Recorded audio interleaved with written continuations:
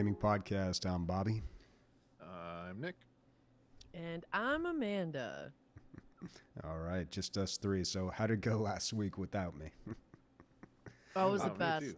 I mean, I listened to the episode, so I kind of know. Yeah, it's pretty good. Heard we had some trouble pronouncing Baldur's Gate. Baldur's Gate, dude. Yeah, but you know what, though? You know what's great is that I actually went for a hike yesterday, and I straight up found Baldur's Gate. And I was like, you know what? I wasn't tripping. This really exists. And now I'm going to go home, and I'm going to troubleshoot Baldur's Gate, because that's the other one. I get it. Yeah. Wow. And I'm assuming you guys have been just playing that all this week, too, right? Like, that's all anybody's playing right now. Dude, yeah, it's insane. I played a little bit of a different game, and we'll get onto that a little bit later. But it's all. I have 25 hours in it, or 26 hours into it, so it's been great. Nice. To say at least. Well, before we get started, quick shout out. We got a new Patreon, or a new patron, I guess. Tanner, thank you very much, man. We appreciate it. Always nice to have those patrons. We're actually on the rise with patrons, and we're on the upswing, so love to see that. That's awesome. Hell yeah. Thank you guys very much. And if anybody's interested in being a patron and, getting a cool little green color to their name in Discord or finding any of our things, including finding our Discord, you can go to dlgaming.net and find that all there. Yep, dlgaming.net. So obviously we don't have Emilio with us today, or Christian. Christian fell off a bike and messed up his back, and Emilio had to work. So yeah, it's unfortunate, but they should be back next week. And it sounds like we're going to be recording on Sundays again, like we used to. Yeah. So bit of a schedule change there. Yeah, we made a significant schedule change, and then we're like, let's revert the changes. Yeah, no, we've been doing Mondays a while. Yeah, and I feel like part of it is impacted by like Emilio's schedule with work and the different projects that are happening. So sometimes he's on one schedule and sometimes he's on the other, right? But I don't know. There were a lot of things. I definitely appreciated having my weekends as well, but I too should go back to the weekend recording because my own job is about to start taking a lot of time. So yeah, it's tough to do things on weekdays. Yeah, definitely. Yeah. All right. Things that are not, well, hopefully not too tough, maybe a little tough with scheduling as well, is video games. This is a video game podcast. So these are games that are on our radar that we're about to talk about. So games that we haven't played yet but want to play, or maybe put a little bit into it, just a little bit of a demo. But for the most part, haven't played a ton of games. I'm going to start with one of the ones that I put on called Deathbulge. Hilarious name. It's Deathbulge Battle of the Bands. And so this is a cool like role-playing game that has a lot of musical themes and just seems kind of ridiculous. Like they've put it and compared it to like some of the South Park games. So there's certainly like a whole element of comedy in this as well. It was released on August 8th. And so far it's got 100% very positive reviews, but this is only 80 of them, so take that with a grain of salt, but still good right out the gate, looking like it's pretty good, pretty fun. The story is entirely about a deadly battle of the bands where the people are going to attack and can be attacked with music. So it's like kind of more of a music rhythm game, it seems, and it's just an RPG adventure. It looks fun. Like, I don't know. It looks very like, I guess it reminds me in a way of like Scott Pilgrim vs. the World or whatever, just in like the vibe, even though the drawing is definitely like a hand-drawn kind of world. I don't know. What do you guys think? What do you guys think about this? It's definitely interesting. I definitely like the color scheme. It looks silly. Like it looks like a game that if you put this up against like 10 different games and this was one that had this art style versus like conventional art styles, I'd be like, yeah, this is the one that Days would put on the radar. Definitely, like this with like a bag instead of a bag of milk, Mm-hmm. But I think it looks interesting. Not my cup of tea, but maybe for $17, it depends on how long it would last you. It looks funny. So That is true. Yeah, I don't know if they're winning me over. Just taking a look at the Steam page, I'd have to see a little bit more. Now, you did Yeah. mention South Park, and that reminded me. I had totally forgot about this, but they announced a new South Park game, and it's not an RPG. It is supposedly a 3D co-op multiplayer. I'll bring up a link real quick here. So we didn't have this prepared. I totally forgot to put this in the show notes. But yeah, they're coming out with a new South Park game. It's called Snow Day by THQ Nordic. THQ still exists? I didn't know that. Yeah, you know, I thought they sold all. I don't know. I thought something happened to them, but I don't know. Apparently, they're still around. But Wait, yeah, it's called Snow Day. There's another game called Snow Day that's a VR. Is this a snow remake of the fight. original? Is this a remake of the original N64 game where it was you like hit turkeys with snowballs and shit? Or is this like the art? Oh no, this is not the remake. No. You're like a wizard and shit. Okay. yeah, maybe it's like a Lord of the Rings game. I don't know. Yeah. Yeah, the trailer doesn't give away much. It's just Cartman in a wizard hat casting fireballs in a snowy area. But they do say it's going to be a 3D co-op game. Yeah, I don't know. We'll get more information when that comes out, I suppose. But yeah, totally forgot about that Cool. new South Park game. That's fun. Yeah. So yeah, we were just talking a little bit about Snow Day, the new South Park game, but the game that I put on my radar was Deathbulge Battle of the Bands. And sometimes like messing up the pronunciation of Baldur's Gate and Boulder's Gate, shift happens. I'm sorry, shit happens. No, I mean shift happens. That's the game that you put on your radar, right, Bobby? What's that game about? So this game, I saw this on the front page of Steam because it was on sale, 90% off. This game is like $1.50 now, and I think for the next day. If you're listening to our podcast like right when it releases, then you still have a chance to get it. Otherwise, it's going to be back up to its usual $16. But yeah, I didn't think this game really looked that good, but then I read about it. I read what they had on the Steam page, and then it kind of won me over. So it's a cooperative platformer, and looking at the gameplay, it reminds me a lot of Ibn Ob. I don't know if you guys remember that game. It's from a while back, but it was a really good co-op multiplayer game. Also, Portal 2. They had a great co-op mode in that. Good games, but not a lot of replayability. But what this does is really interesting. Not only is it this co-op platforming puzzle-solving game, I guess Trine too. I'll throw that in there. It's like the Trine games. But not only is it that, but there's actually some competitive parts to it where you have to compete with the person. There's these orbs or something that you have to collect on the way. And there are a few moments where you have a chance to, as they say, backstab and taunt. I don't know exactly what that means. But that's an interesting idea on the co-op. Like put a little bit of competitiveness in there. That also reminds me of A Way Out. Emilio and I played that game. It was the second game by Joseph Fares. Yeah, the first one was that Brothers, A Tale of Something. I can't remember. And then the last one, of course, was It Takes Two, which was great. But A Way Out, you play co-op the entire time, and it's a pretty good story, I suppose. But at the very end, the story kind of leads up to this confrontation between the two characters. So it actually turns into a versus mode at the very end there. I guess a bit of spoilers. A Tale of Two Brothers, that's what it is. Thank you. Yeah, good game. But yeah, so it kind of reminded me of that a little bit, but not quite the same way. I guess throughout the map, there are opportunities to screw over your partner.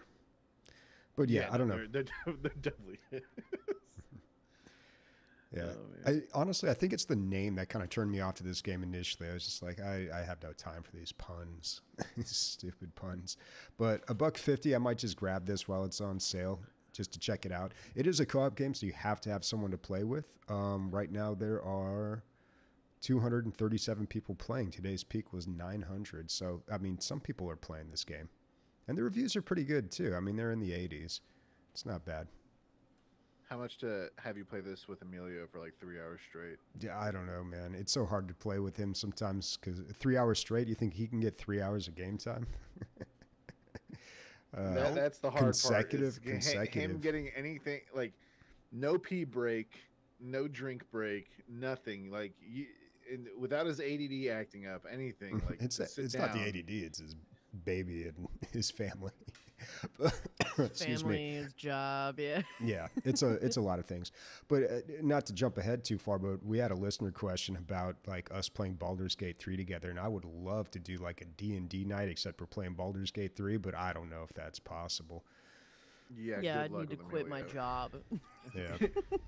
I have a D&D. I mean, I have a Baldur's Gate night set up every Tuesday now. Oh, so you're already doing it. 9 o'clock. Yeah, at 9 o'clock, and it's supposed to be like 3 hours a night. So, yeah, it's gonna be interesting. Luckily, what our rules was originally, it was like, oh, we need to all beat the game, and then we'll all come together and play. As all of us have 25 to 40 hours in Act 1 alone, we're all like, yeah, no, let's just all beat Act 1, and then we'll go ahead and start our playthrough. Yeah, that's gonna be a really long game. Why wait? Yeah, right. I mean, but we're still on the damn radar, guys. All right, Yeah, like we're getting way yeah. too excited and jumping the gun and going deep and deep into the hole, and it's just getting darker and darker. But Nick, tell me a little bit Get out about of here with goddamn transitions. yeah, tell me about Dark and That was Darker. good. Yeah. So Dark and Darker has been something we talked about on the podcast before. For those who don't know what it is, it's an extraction shooter, kind of like Tarkov, but it's set in a fantasy world. You can be like a cleric, a wizard, a bard, monk, warlock, blah blah blah blah blah. Your normal D&D classes, but the thing is, the game is extremely slow compared to like your Call of Duties, where you can slide, jump, and wall jump, and drink your Mountain Dew and wall bang people. So Dark and Darker for about, I think, 6 months was taking off of Steam Early Access due to a lawsuit. And people were like, please don't let this game fail. It's an amazing game. It's going to, be a cultural phenomenon if this gets released. A cultural phenomenon. That's what people were saying. I have a these buddy people, who this is like.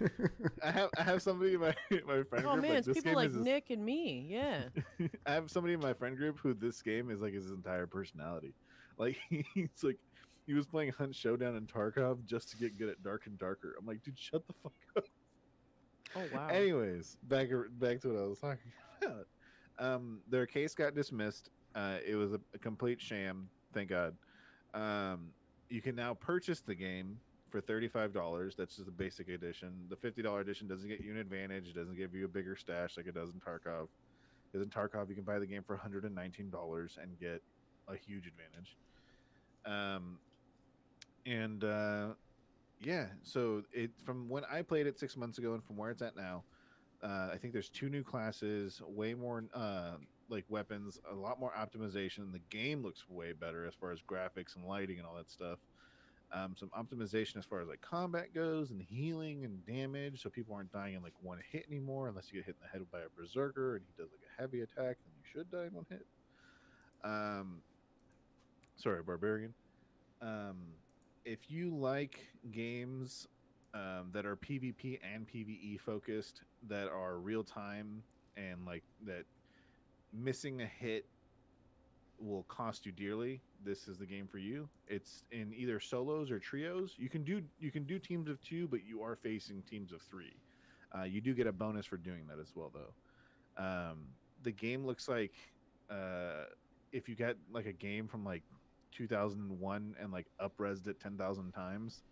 Like you got like these really shitty looking goblins, but they like have really great graphics on them. I don't know how to explain it. Just look at Dark and Darker. The shitty thing is that it's no longer on Steam. It's now on their own website. You just look at darkanddarker.com. You download the launcher. You can purchase it through that, and just download the game and play. Yeah, check it out. I played about 2 hours of it this week. Played a bunch of solo games and a couple of team games, and have a crack at it. All right. Cool. I've heard a lot about this game, and like I think it's very tempting. Obviously, being a big fan of fantasy and a big fan of Tarkov, that to me it seems like the beautiful combination of both. So But this man, I game. just ain't got the time. So let's go ahead and bring it to the highlight section. This is a section that we. Well, I think talk we're about the missing games one game though, right? Oh wait, oh fuck, that we talk. You know what? I missed a game because it's as small as a mouse. Because you always miss games like mice. We talk about Mice T.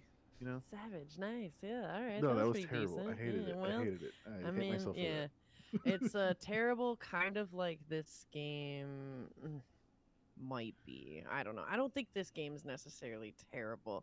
It looks it's kind of a bit more of a naughty game, which Oh my say what God. you want about it. Sometimes these games have really good story and stuff with them, which is what this one seems to be. This one's a part of the visual novel fest that was going on that ended today, I think. So, if you're watching this on Twitch, it might still be going, but if you're listening to this, it's already done. But this is a visual novel.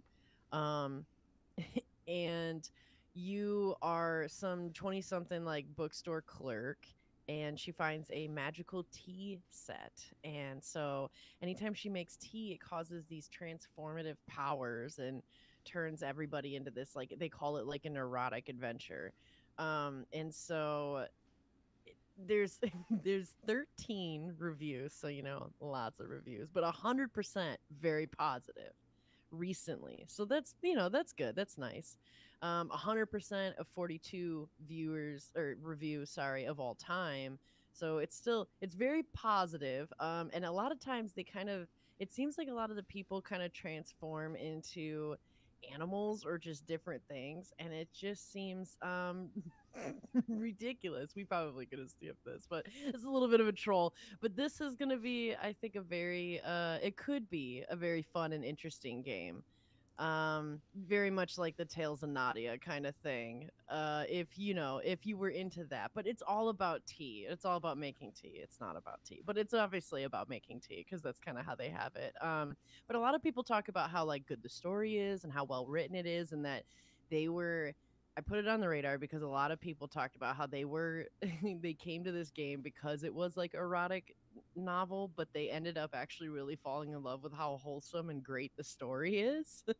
And so I'm a big fan of things like that where you think it's going to be one way and it ends up completely being a surprise like that. And it does seem like this game is actually like that, which I think is cool. So yeah, if you want another kind of It's a naughty game when you click the link and it doesn't actually take you to the store page. It just takes you to an image of the game and it takes you to the link to the store page. Yeah. No, you You're have like, to "Oh." sign in and verify that you're over the age of 18 for this game. That's for sure. Yeah, definitely. But it's not like, so it doesn't seem like it's as in your face with the erotic stuff like Tales of Nadia was. No, not the first like 4 tags are not like erotic or nudity and all that stuff like the other ones are. No, it's a No. whole story. But Yeah. there definitely is nudity in it. Good thing I switched back to the cameras before the Steam page. Thanks for doing that. Yeah, sorry. I should have led with I should have been like, oh yeah, we might get Oh banned. boy. Bobby's like, there goes the podcast on Twitch, everybody. We're gone. Nah, Sure, we'll be we've had fine. worse down We've here. I was gonna say we've covered Tales of Nadia on here, and then because originally I was gonna not put it on the radar because I was like, maybe this is too much. Then I was like, no, we've talked about Tales of Nadia on here like plenty of times. I know because I've talked about it, and it's like, yeah, this seems like I said, like it's a wholesome, cute, like interesting story. But yeah, there's some erotic and weird shit in it. So if you're into that, check out Mice Tea. They have it for $20, probably a little steep, but they actually have a demo that is free that you can play and check it out yourself. So I highly recommend at least that because, like I said, there's a very large amount of people that are really enjoying the story and in a way that was unexpected. So I think that's pretty cool if you're into that. See, the problem is I'm logged into my personal Steam account here for the show, and now Steam is just going to constantly recommend These Good. You click You're one welcome. link. you click just one gonna get 'em link all and they're now. just like, oh, this guy must Dude, be into yep. this stuff. They're like adult content. Here comes all of the weird shit with 13 reviews, but 100% that's on your Steam discovery queue. You're welcome. Here's an $89 like Korean porn game. Have fun with 30 purchases. You're like, what? No, Oh, they just man. give you little nuggets of cheese, which is what you would want if you were a mouse. So once again, that was Mice Tea, and that's it for On the Radar. So now we can get into the highlights, and I kind of want to hear Bobby talk a little bit about Overwatch 2 Invasion before this entire podcast gets overrun with Baldur's Gate. Oh, yeah. Yeah, and I don't have much to say about Overwatch 2.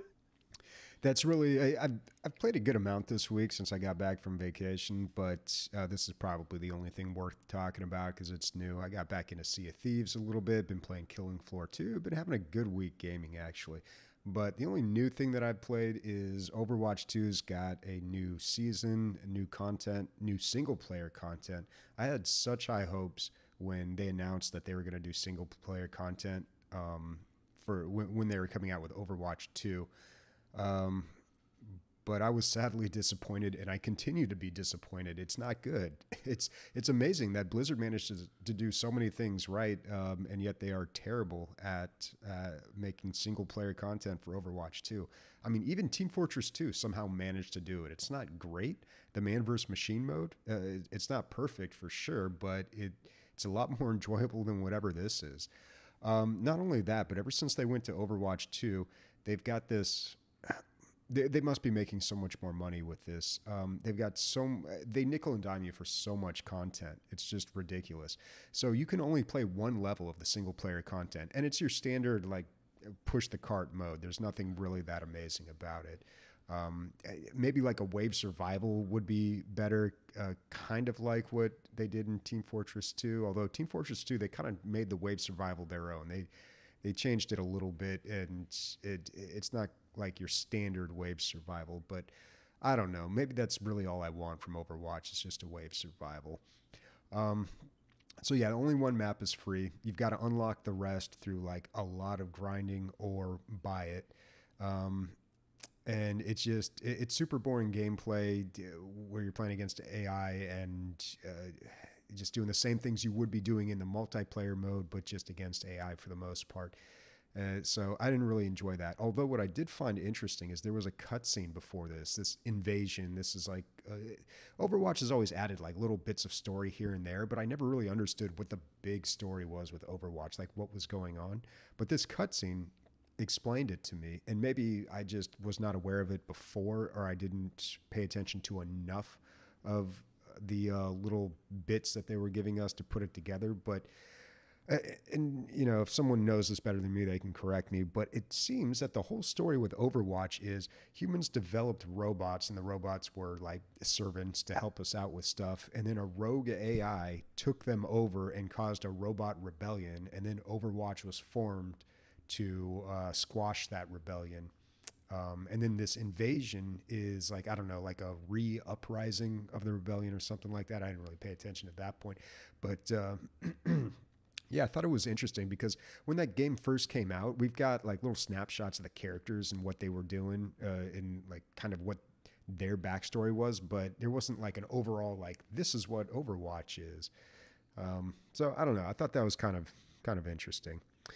There's also a new hero. Yeah, what's up, Nick?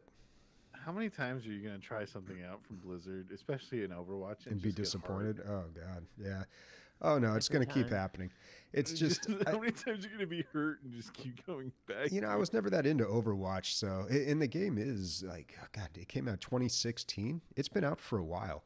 So it's interesting to see where they've taken it and what they're doing with it, but it definitely does not seem good. If you look on the Steam page, they recently added Overwatch 2 to Steam, and its reviews 9%. I've never seen anything that low. It's crazy. People just review bomb the hell out of this thing. They just are, and a lot of it seems to be them being upset at Overwatch 2, the microtransactions, like all the usual stuff, and just being mad at Blizzard in general too. But there's a new hero too, Ilari. she's a healer, and there's really nothing, I don't know, that like different or amazing about her. Although she doesn't have a whole lot of movement, she does a lot of damage for a healer. And instead of having a dash like most heroes have, she has like this push-off ability, kind of like Lucio, but works a little differently. So, and her gun, it feels like you're playing laser tag too. But yeah, I don't know. I continue to be disappointed with Overwatch 2, and that's all I got to say about that. Well, I thank you for your honesty, Bob. No, Bob. Not Bob. Anything but Bob. Anything. Robert. No, dude, I wish that companies, especially like Blizzard, it's like you advertise that the game would come out day one with a single player game mode. You advertise that it would have a story mode of all things. Nope, like it didn't drop. It was essentially Overwatch 1.2 at that point, just with new characters. It's like the people who were playing Overwatch continued to play, and a bunch of people got tricked into buying it, and they were like, "This is even shittier than the first one because I lost all my shit." Well, technically, it's free to play, but there is a lot you can spend your money on. Exactly. So it's like, dude, like, how many people are just gonna keep getting duped by Blizzard on like IPs that are just known to fail? I don't know. Well, they're still making a lot of money off of this. I mean, that's really what matters, I suppose. But yeah, of course. But you know what's funny is I saw something interesting the other day on another Discord. Apparently, game companies are getting kind of scared or are exchanging emails about essentially the successes of games like Baldur's Gate, Elden Ring, and other games that intentionally do not have battle passes, DLC skins that are having insane sales numbers that make more money than these games that are that do have battle passes or do have skins and just in blanket sales. And it's just like, are we gonna see the return of normal fucking video games for once? I sure as fuck hope so. Like, are we Like, about to that'd be see awesome. actual good games get released? Yeah. Finished ones? Yeah. And like, this was in response to like, it reminds me of when like how people got salty when Elden Ring came out, and like the developers for The Last of Us were like, this UI is horrible and blah blah blah blah blah, and like some other people were like, this is stupid, you can't do this or that. It's like, no, you're hating on the game because it's good, and your company is practicing like these toxic ass things that they've ingrained into your head, and as like the model. as like the model. And so it's like, hopefully as things change, like Overwatch doesn't mold into fucking mobile game on a PC where it's like you have to buy things like in gems to level up your champions, because I guarantee that's the next step. We're gonna see like, and I'm playing a mobile game right now, and I've hit the wall in the mobile game like 3 days ago, and I'm like, all right, I'm probably gonna uninstall this now. There's an expansion in WoW that put a mobile game as what was that? It was when you got the companions. What expansion was that? Oh yeah, and you sent them out on quests, and it took them a certain amount of time to complete, and they had like a percentage. Warlords of Draenor. That was Draenor. Yeah, Warlord. Okay. Yeah, Warlords of Draenor. Yeah, you could find companions in the actual world.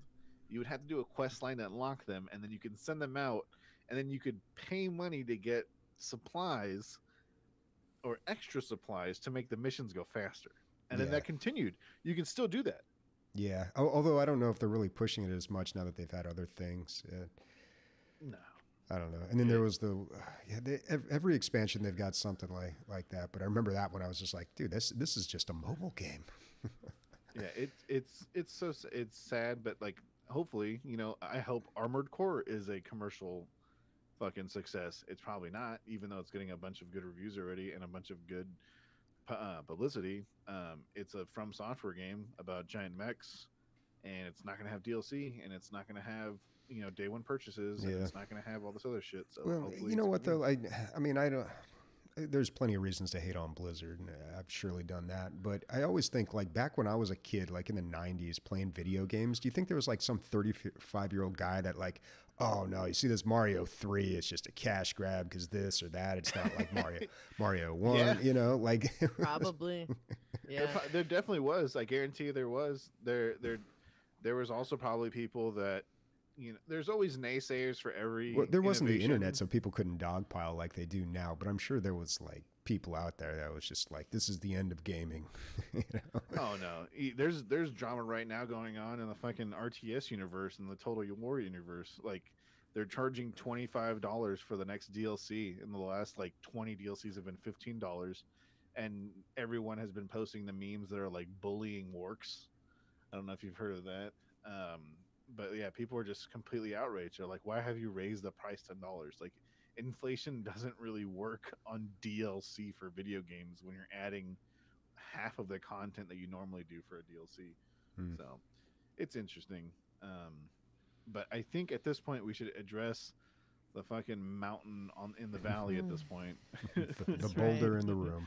Bobby, Yeah, do you the have any boulder. questions about this game before me and Amanda just completely take over this Nah, podcast? I mean, I know what it is. I know it's good. I kind of want to play it, but You I don't kind of want want to to play it play. solo, I'm guessing. I want to play it with other people, but I know how that's just kind of a dead end. Like it's just it never gets very far, unfortunately.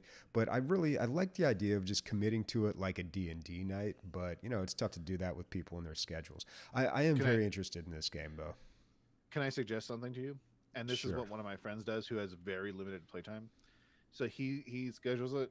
He only has about 3 or 4 hours of game time a But week. see, I'm Right? not the problem here, man. I got time. Like Yeah.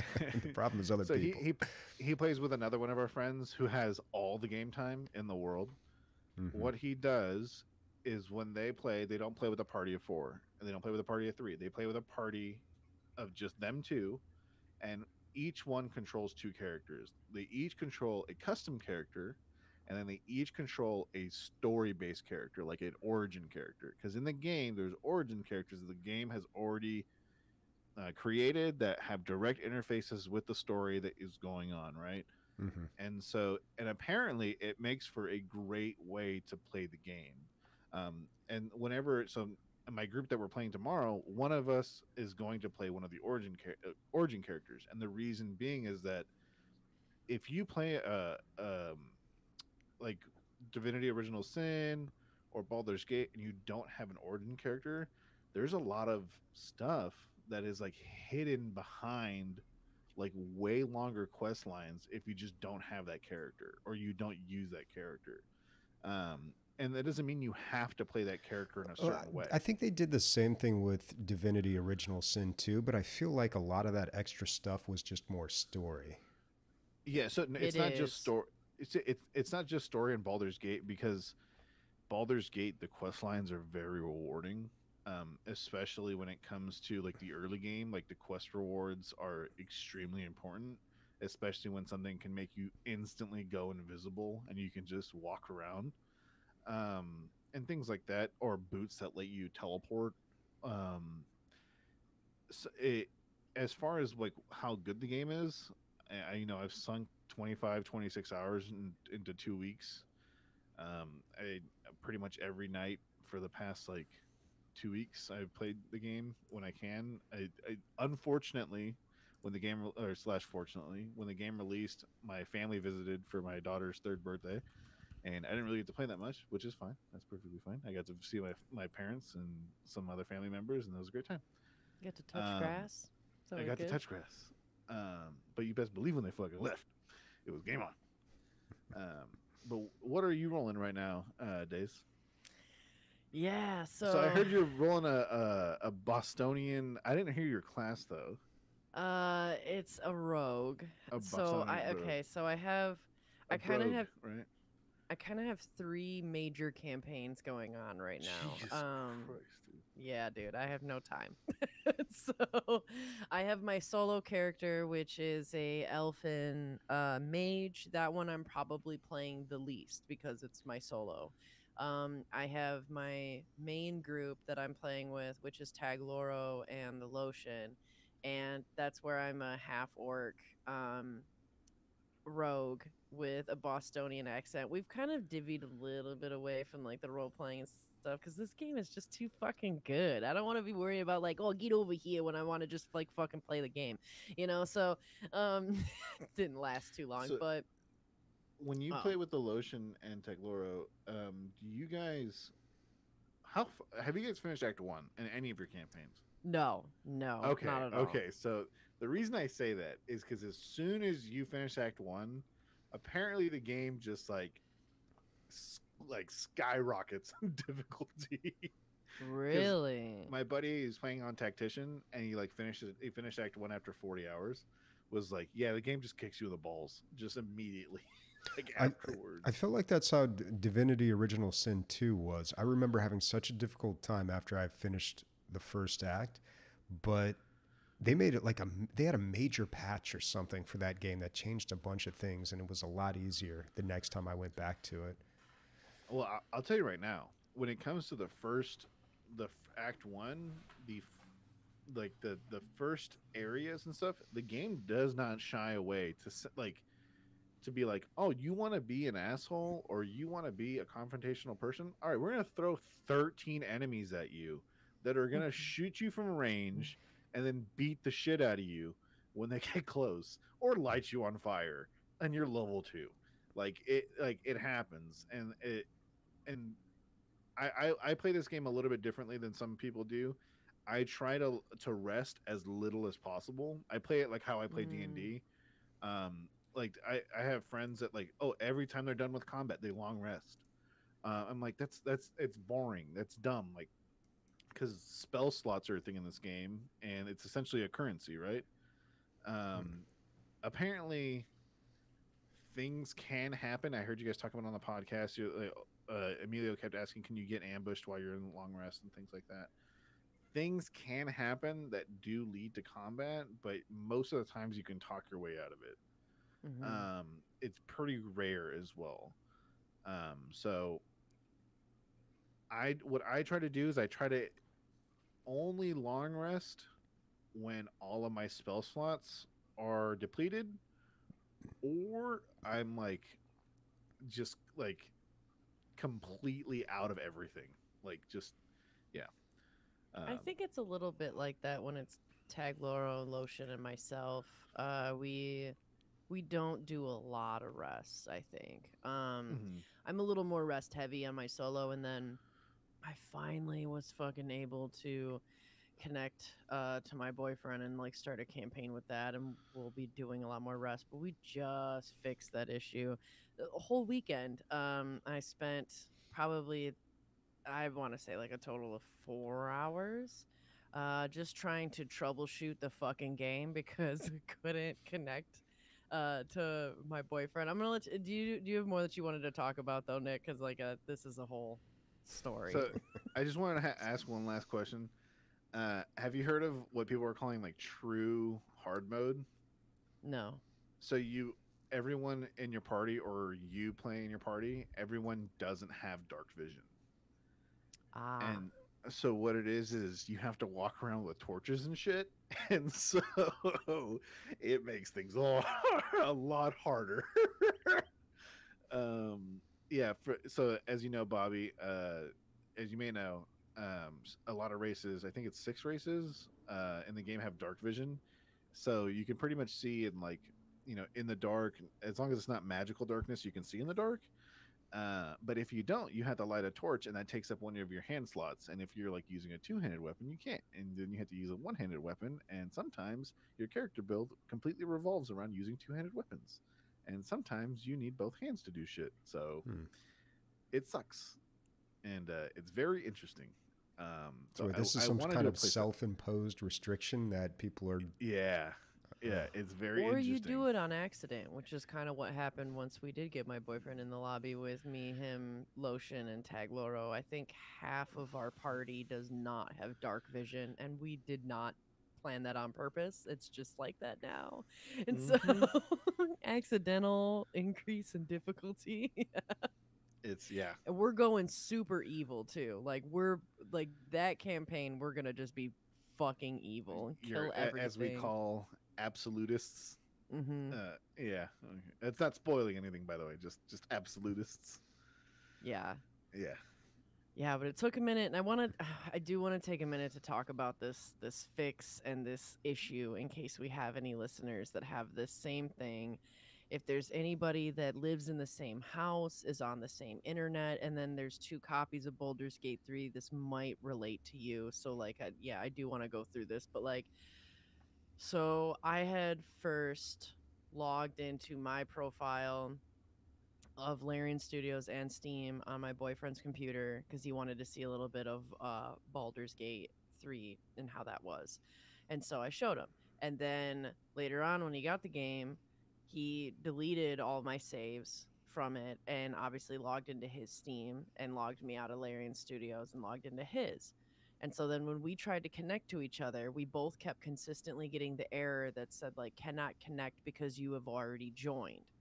And so at this point, I mean, we live an hour away, so we're on different internet. And so we tried, we tried the basic stuff of even flushing DNS server and like restarting everything, restarting the router. We started with that. This took like quite some time. We went in, we even at one point uninstalled the game and reinstalled the game completely. We found some other things, but what ended up working out, which god damn, Tag Lauro was such an amazing fucking person, because it was Tag Lauro that found this shit, is so both of us have our game downloaded in our SSD drive. If you go into your C drive and go into users and go into yourself, you would have to unhide, like, are you guys familiar with like showing hidden, I feel like well, I feel like both of you two are kind of like, yeah, this is a no-brainer, but like you show your hidden folders and like all your hidden icons, but doing it Yeah. in the user C drive, you can find a folder called app data, which then in local you would go to like the Larian Studios folder. And if you reset all of your profile, because it seems like there are a lot of issues with people and their like player profiles. And so if you're having any kind of like, you're already connected and you're having all these issues with that, then a lot of it, or at least like looking at Reddit and the different support forums, both on Steam and Larian Studios, like there were quite a decent chunk of people that were having this issue where, yeah, they had problems in their player profiles. And so there is this like LSF file of player profiles where you get all of this shit that we're thinking is kind of conflicting it to where like it's hidden in your computer as you're both logged in on the same computer. So like Larian Studios is, its launcher or game file is sitting there thinking that it's like the same account trying to connect to 2 computers and have them connect to each other, which they weren't. But man, when I tell you guys that after like 4 hours of like trying to troubleshoot and going line for line through different things, when you're not that great at, like I'm not a coder. This is not my. I'm not that great at figuring out this shit. It was so nice when we finally did it, and that moment of connection. I feel like that happened the very first time that I played Baldur's Gate with Tag and Lotion, and we all connected, and everybody was just like, yeah! It's like the whole room just screams of joy. Like that's what happened when we finally could connect, and yeah, then we made a campaign where we're all evil. We can't really see dark vision, and we're just gonna fuck everything up. That's just blind evil people. You guys are just evil because you can't see. Yeah, well, it comes from a large stem of rage of trying to make the fucking game work. Because it's like, I know this is an issue that should be fixable, but can't figure out how to fix it. Because the conflicting thing is like, especially for us, we had all of our game files and everything on the D drive. So we weren't even looking at the C drive, right? And then it was hidden inside of the C drive, inside of just some random folder of app data. And so it's just hiding in the deep, dark crevices of bullshit is where it was. But I mean, Wow. I don't know. I'm glad it's fixed. I mean, fortunately, there's so many people playing this game that there's probably a lot of support out there in forums and other places where you can look up issues like that. Tag brought up a good point though, because he was looking into it a lot too. And the thing is that so much of the information out there was for early access or issues of taking your early access file into when it was released.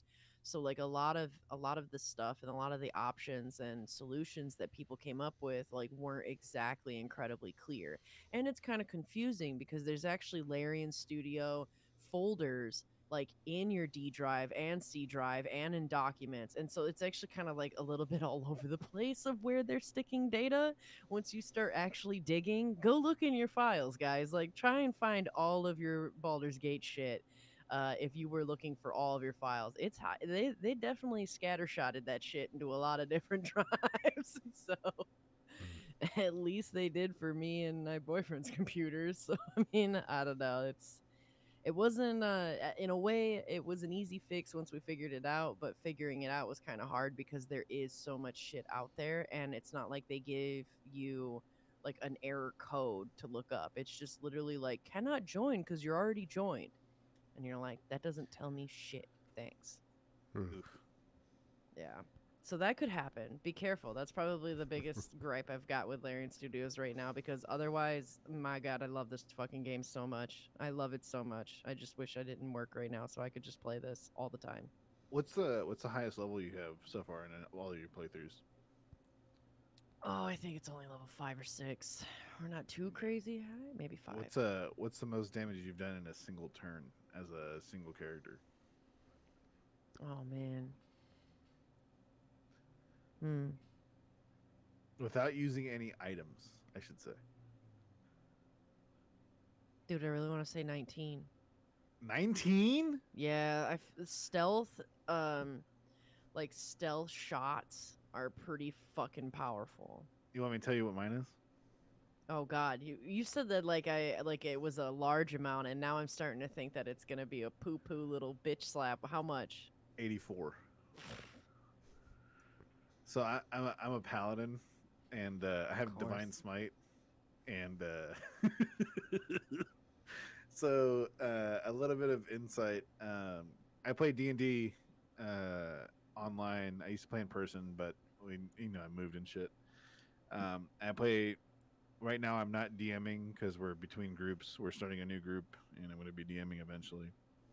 Again, so I get to play a character for the first time in 6 years or 5 years. So I made a character. His name's Dothan, and he's a half-orc paladin. He's not the brightest crayon in the box of light bulbs, and but he is an oath breaker for all the right reasons, and he's he's a exorcist who always misidentifies ghosts. But the thing is, he can hit like a goddamn truck because he's got a strength stat of 20. Dude, when it comes to critting, when your hit can do 39 damage and you can hit twice in one turn, it's insane. Like, yeah, we face on one of the dungeons. We faced something with 125 health. I killed it in 2 turns. That's fucking nuts. I'm like, that combat is not a breeze for me, by the way, at all. And I'm not playing on the hardest difficulty. Like, I just did a combat scenario, and it took me about like 9 tries. So, do not think that hitting that hard is definitely like makes anything that much easier. Because as soon as you get mind controlled and you hit that hard, imagine hitting your mage with 27 health in the head for 48 damage. What that does. Yeah. So. Yeah. Wow. Yeah, there's just so much with this game. I feel like the next time we talk about it, we can talk a bit more spoilers, maybe, because it's inevitable. But I don't want to spoil too much for people because you should play it. I highly recommend it. This is easily game of the year for me. So this is something I wanted to talk about about game of the year. This is probably game of the year for me. Probably. The only reason I say that is that there's personal games that I'm excited for. This is probably game of the year for like the whole world. I want to say I'm looking forward to Rogue Trader, which is the people that make the Pathfinder video games, which is like a direct competitor or like wannabe of the Larian Studios games. And they're making Rogue Trader, which is like a Warhammer 40k version of this, which is super exciting for like a fucking nerd like me. And then Armored Core, which is like a game that I've been playing since I was like 10. So Baldur's Gate is my second most anticipated game of the year. So Super excited. Wow. Well, I'm looking in chat, and it looks like the Lotion has gifted me a copy of Baldur's Gate 3, so it looks like I will be joining you soon. Hell yeah, dude. Hell yeah. Wow, man. So, Thank you, dude. That by the is way- incredibly generous of you. Shit. I've never felt like a celebrity in my life, and I still kind of don't until Lotion messaged me. You know, he's like asking me a couple of questions about D&D and Magic, and we talk about things every now and then because we're both in the military and a bunch of other things, and you know, we're both cool. And he goes, "Hey man, I really want to hear what you think about Baldur's Gate on the podcast." I'm like, "Thanks." You know? And so it's a killer game. They obviously switched a lot of things up from the tabletop so that you can't break the in-game engine and things like that, because you definitely could. But I can't wait to get to Act 2 and, you know, really get the ball rolling. I can't believe how big this game is just in Act 1. For example, I've been to a settlement, I don't know, 20 times, and I just realized that there's a backside of it and discovered a bunch of harpies. So that was fun. What? Oh Yeah. yeah, this game runs so deep. Yeah. I'll message you. It involves some. Yeah, I'll message you. You know, But, both Divinity Original Sin 1 and 2, they had to release a patch to kind of course correct the game, I'd say. And it broke the saves, too. It was super annoying when it happened to me in Divinity Original Sin 2. I'm hoping that doesn't happen with Baldur's Gate 3, but it doesn't sound like it is, or it's going to be needed. It sounds like they kind of just knocked it out of the park on the first try. Apparently, just all the early access, like they were just nose to the grindstone, just completely, like, utterly, like taking all feedback and like working with people that, you know, wrote for D&D and like worked with in-game mechanics for D&D and things like that. And they were like, we want to get this as perfect as we can, like I said, without breaking computers. So it's gonna be interesting to continue playing this game. It's gonna be a while until I beat it because I RP as well while I play it, so it's pretty funny. So yeah, it's a good time. All right. Well, next week I'll tell you about the adventures of Dwarf Paladin. Hell yeah, dude! Bring back Dwarf Paladin. Perfect. All right. Well, before we move into listener questions, quick plug. You can see everything we got at dlgaming.net. You can get to our Discord from there. You can get to our Patreon from there. You can get to our merch from there. It's all happening at dlgaming.net. And the Discord is the place to be. That's where the action is. That's where the people are. That's where the games are happening. And if anyone wants to play Baldur's Gate 3, just send me a message on Discord. Let's get a schedule going. Because I really do. I feel like these games are best when playing it with other people. But I don't know. When I play by myself, I just kind of like ignore all the story, try to min-max, and it just, I don't know. It becomes more of a compulsive or a compulsion than a good time. Just mashing spacebar to skip everything. Yeah, and I was just gonna say, I think for you, Bobby, definitely playing with other people is where it's at. Because I would argue that solo play is where it's at, but that's coming from a bitch that loves story. So to me, I can focus more on the story when it's just me. Well, and so that's why I like that more. But if you don't care about the story, then yeah, you're definitely going to want to play with people because it's hilarious when you play with other people. Yeah. Well, you know what it really is for me is I hate doing inventory management on 4 characters. In the Divinity games, they had the lone wolf option, so you could just roll 2 really powerful characters. And I always did that just because I didn't want to manage the inventory and deal with all that, moving things around. Okay, this guy's my herbalist or something, you know, got to get all the, and this guy, like, he does it's too much work, too much overhead. So if any of you guys want to be Bobby's secretary going through Baldur's Gate 3, you can DM him and reach out and be like, I would love to hold your pack, Bobby. My and sort squire. through it. There you go. Yeah. If anybody wants to be his squire. Sir, we have your We have your suit of armor, sir. No, it's not even all that stuff. It's just like, you always have one character. It's like, all right, this guy's the blacksmith. This one's the herbalist. This one there is is like a the lot of that. crafts the Yeah. potions. Yeah, you always got to delegate those responsibilities, and it just takes too much time when it's all on one player. That's All very right. true. We got some listener questions. Let's get to it. First one comes from Pyronical. For those playing single player on Baldur's Gate 3, do you constantly quick save and then reload when something doesn't go your way, or do you always accept the consequences of the roll? Fuck. Sorry, it's like the Idris Elba thing. I was just choking at the question. Yeah, while You you're know what it choking, I'll is. answer. Yeah. So, I'm wearing a D&D shirt, by the way. nice. Yeah, I think it kind of it depends. So like when I'm playing solo, I save it a lot because I try my best to get into the habit of having good save hygiene, so I don't fuck myself over. But for the most part, I kind of take more of a balanced thing with my solo thing. I kind of, if I mess up the roll, I'm just kind of like, well, I'm gonna have to suck that up. But then again, if I mess up the roll and get my like head ripped off or get downed, then yeah, I'm gonna reload. That being said, I think when I play with Tagloro and Lotion, we kind of do just re-roll. We're reload quite a bit. I think we save a lot and we reload a lot. I did make a pact with my boyfriend when we get started on a campaign that unless all of our players get killed, we're not going to reload for anything. We're just going to bask in our consequences. So I What have about the you, same, Nick? I have the same rule. Unless one of my character outright. So what? See, I'm starting to stop doing what I'm doing only because there's now a mechanic to bring things back, and I'm not going to ruin how. But if one of your characters gets thrown into a pit of lava, just a heads up, you can't recover them. Or they get thrown into a bottomless pit, you can't recover them. And so I'll like quick load after that.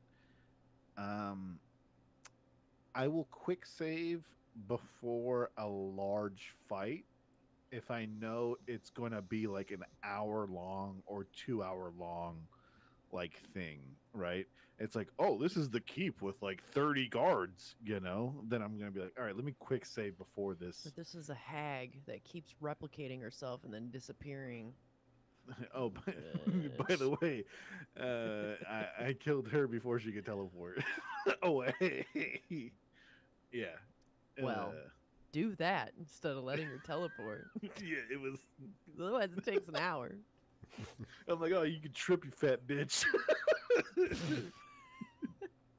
Can't teleport when you tripping, you fat bitch. Oh, we've been having so much fun sneaking up to people and then like pushing them off of ledges or into a deep hole where then they die. Highly recommend. It's a Dude. great way to start an attack. Best way to kill somebody, pushing them off of something, or using Absolutely. Thunderwave and ejecting them out of orbit. So, Gotta just a love little- the yeets. little side story. There's a moment where I'm facing someone and they're completely outclassing me and my whole party. I'm just getting my ass kicked, and I have a mage character in my party. They have a spell called Thunderwave. We're about 70 feet away from the ground, and Thunderwave goes off. They fail their check, and they go flying. 130 damage in a fall, and they die instantly. I'm like, all right, there we go. Gotta love gravity. It's the best. It's wonderful. It's the best. Wow. But yeah, I try not to save Scum unless it's the other thing is I will save Scum for quest rewards if oh, this conversation thing will give you a different quest reward, and it's like, oh fuck, I didn't want the toothpick, I wanted the giant hammer. That's about it. Yeah, I do that all the time, man. I'm so bad at it. There are some games that prevent you from doing that, though. I kind of respect those games. Like, all right, I see how it is. You know me. Yeah. I think it's always good to get into the habit of saving, though, as much as you can, but reloading is a whole different thing. Which, by the way, in case anybody doesn't know or maybe forgot, F5 is the hotkey to quick Yep. save. Yep. Mm. F5. Is there a quick load button? Is it F9? I That's don't what know. it usually is in games. It's usually like Yeah. F5 and F9. And you don't need to tell me, man. I've been gaming since the 90s. We didn't used to have autosave or stuff Yeah, like I that. bet you were already sitting there being like, "Oh, I would have already knew about the app data bin folder, and you could have just removed that player." It's like, "Huh, it took you 4 hours? Oh, I could have just Wait, been like, oh, read in my little '90s noggin and found that in 5 minutes."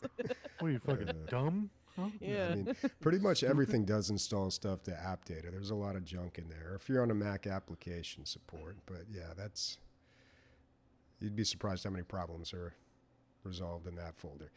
And you'd be surprised how many people don't know how to find it as Well, well. the cool way to find it, and here is me like bragging about my nerdery here. But the cool way to find it, if you hit start run and you type % app data %, it'll take you right there. You don't need to even unhide it. It'll just take you right to it. Yeah. Wow. Yeah, pretty crazy. Dude, I think the next time you Where have the fuck were any you kind- on Saturday, dude? I was in Tennessee, man. The next I was time in you have Memphis tech on problems, Saturday, message actually. Bobby. Oh my God, I was in Memphis, and I'm walking down Bill Street, and I'm like, all right, I got to get something to eat, and I'm looking at all these places, and it's mostly bars, but then I see this place, and it's got this lit up sign it's Blue Hills or Blue City Cafe. You could probably find it on Google Maps, but it's got this sign that's lit up, and it says, "Put some South in your mouth." I'm like, well, I got to eat there, obviously. And I'm looking at this, and I'm like, this is hilarious. Like, and nobody else walking by seems to really notice it, but I don't know. Maybe a different sense of humor down there. But I saw some weird stuff out there too. First of all, the food, it's so sweet and tangy out there. Like a lot of barbecue, obviously, but like real sweet and tangy. Took a little getting used to. I ate like 2 meals a day. I was just constantly full, but it wasn't like Texas where it's just the portions are just ridiculous, enormous. It was just very filling food. And then when I was at All the Graceland, sugar. it must be, yeah. And then on everything they have written like eating like meat or eggs or something. It could be raw or uncooked. It must have been like something they passed that they had to put this warning on all their menus. But the weirdest thing I saw on a menu was, of course, I've always got to try Mexican food whenever I go anywhere to see how they do it. Oh, that's a mistake. You coming from Southern California, dude. The bar's so high. Yeah, yeah. And I'm You're always bound for disappointed. disappointment. Well, yeah, no shit. Yeah, but I went to this place, and on the menu they had like chimichangas, and then next to it, it had this little blurb that said "the soul food of the Southwest," and I was like, I don't know if that's Oh, my right. dude. Is that? I don't know. If we consider that soul food out The here. soul food of the Southwest, even though we are literally southeast. Yeah. Dude, Bobby, you don't even.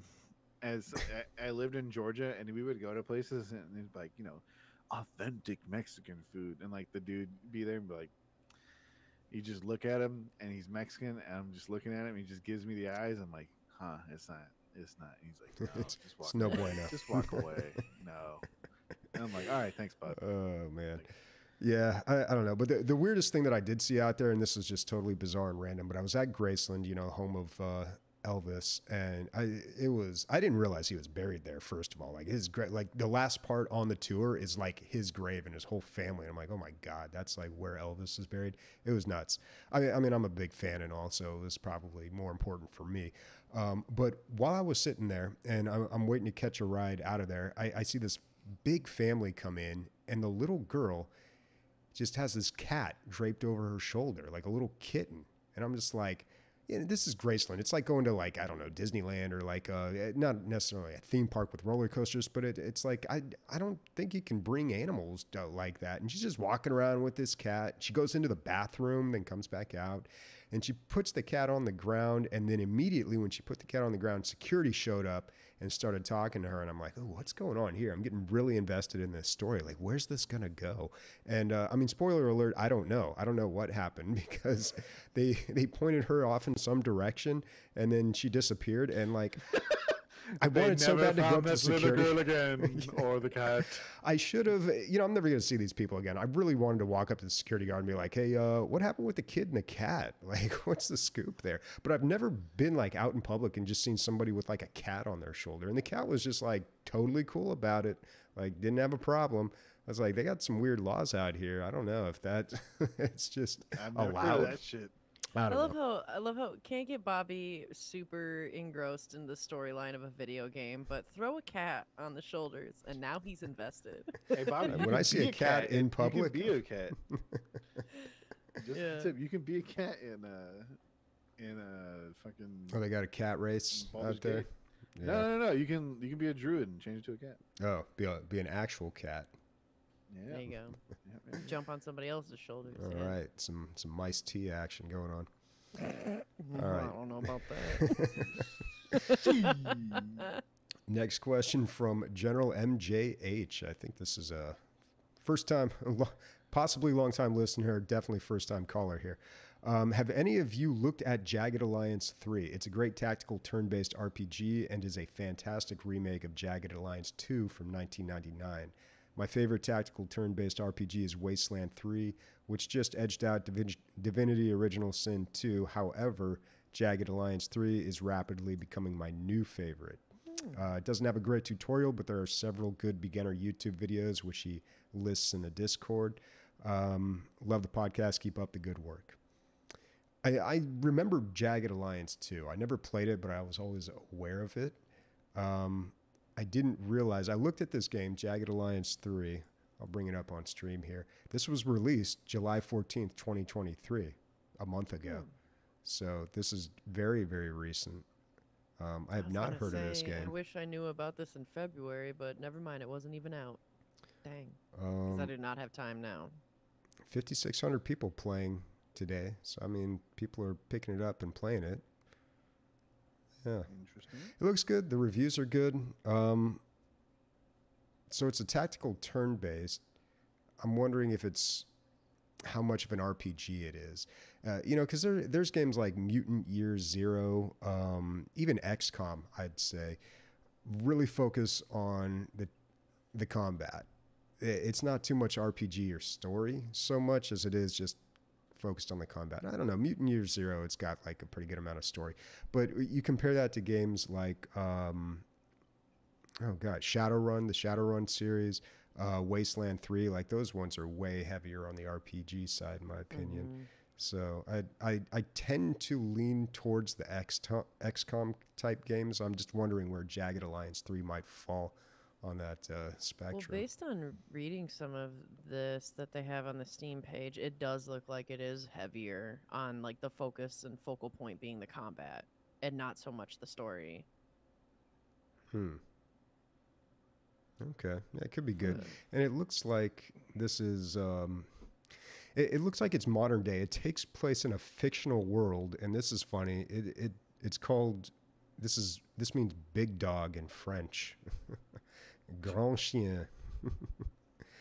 Yeah. But that is the fictional land where this takes place, thrown into chaos when elected president goes missing and the paramilitary force known as the Legion seizes control. I don't know. It's probably, I mean, good luck getting people to play this right now with Baldur's Gate 3. But Dude, I did add it to my wish list. I'll keep an eye on it. I'm going to also add it to my wish list because this does look like some good, interesting stuff. But it's just like, oh, yeah, the timing. Timing's terrible. You're going to have a hard time getting me pulled away from Baldur's Gate at all. Maybe a Boulder would do it, but... You want to hear some bull? You want to hear some bad timing? Fucking Tarkov just wiped right now, dude. Oh my god, yeah, actually, don't even get me started. Like the entire group is playing Tarkov, and now I'm starting to see like Tarkov little videos, and I'm like, fuck, I just really want to play Tarkov. You know what helps though is that this laptop probably could not handle Tarkov. So... You know what's dumb is that shit's fucking stupid right now because it's all gonna be wiped again, and 1.0 is gonna be released, and then nothing's gonna ever wipe again. So why the fuck play? You're not gonna get Kappa. Yep. Yep. And especially with Baldur's Gate being out, why would I do that? But Jagged Alliance looks pretty fun. Not for me though. I'm not gonna pay $45 for that. Yeah, $45, but I bet we'll see that on a sale. It looks like it was on sale at one point for about $30. And it just came out too, and that might have been a pre-order deal or something. For $15, I'll pick it up. 45? No, that was for $30, $15 off. But okay, you're saying $15 is your price Yeah, point? if it goes down to 15. Give it time. You know, all games do eventually get pretty cheap. Or go to Game Pass. Yeah, we'll see. Yeah, that's true. All right, next question from Time Killer B. Is ray tracing important to you? No. Nope. That was like a big selling point, I remember, when the new graphics cards, the new series were coming out. Now that I've upgraded to a 4080, I got to say, I don't really notice. I don't know if it's enabled or not. There's a lot of really cool like before and after videos on YouTube, especially of Minecraft, with ray tracing and enabled, and it supposedly makes it look amazing. But honestly, I don't know. Like, I haven't seen much of a difference since I switched to the 4080, except that I can run my games a lot faster at higher frames per second, and I can turn the graphics up more. But yeah, I don't know. Oh, wow. Actually, looking it up and looking at, like, you really only notice it when you have side-by-side comparisons of how they are on and off. Mm-hmm. And I mean, yeah, when they are on, especially the detail that's in water, like, that is amazing. Yeah. But here's the thing. When you're getting shot at and you're running away from something, you're like, oh, look at the water. But I don't know. I might be like that. I don't know. It depends. It depends on the reflection. game. You know, in Sea of Thieves, you do kind of enjoy the scenery a little bit sometimes. yeah, definitely, because there's downtime. Mm-hmm. Yeah, or if you're playing a single player game. Yeah. No, man, if I don't see the reflection of the bullets coming my way to nail me in the head in Tarkov, then I don't even want it, you know? Yeah. If those bullets are aliased, I just can't get with You're it. telling me that those bullets don't refract light as they spin? Next question from the Beardedin. When can we expect the Digital Logic plays Baldur's Gate 3 series? Oh boy. Yeah, good fucking luck. First We of all, can't even get our schedules right for the fucking podcast, let alone game. Well, let me ask you this: the Baldur's Gate 3, is that like the Divinity games where it is 4 players max? Yes. Yeah. Okay. Because there are 5 of us, so that might be kind of difficult. But I could have sworn there's a mod already being created, though, where you can make your party size bigger. But that might be a Nick fact. So I Nick did might. not say. I heard though that there's either a mod or they're working on trying to do up to 8, or 6 even. But I don't know. Don't quote me on that. It would be pretty cool if there was 6. I wonder if they scaled could the all enemies try. too to make it a fair fight. But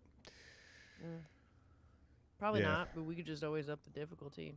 I don't know. I mean, I'm down to play with listeners. I'm down to play with whoever. If we can set a schedule, then I'm game. Bobby's like, I need friends. Okay. I Friday night. need the friends new that Friday show night up. crew. Yeah. They Well, can the new commit. Friday night.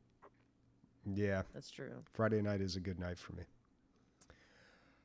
That is it for our listener questions. What's everyone playing this week? Obviously, I'm going to be playing Baldur's Gate 3. I assume it's the same for everybody else.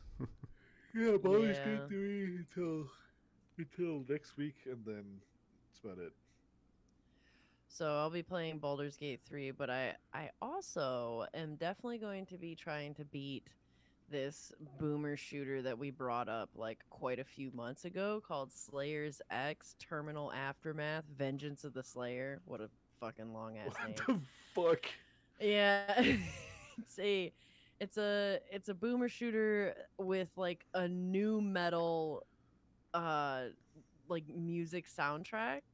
And so one of our listeners, Burn Division, has a podcast called Breathing New Life, which is a new metal podcast. And so we're doing a little bit of a crossover this weekend where I'm going to play this game and we're going to talk about it. I'm going to go on their podcast and talk a bit about the game and the music and the metal. So people should check out the game if they want to, because I did play it for a bit and it was really funny and pretty great. I do really enjoy boomer shooters. It brings me back to the first game I got into, which is Doom.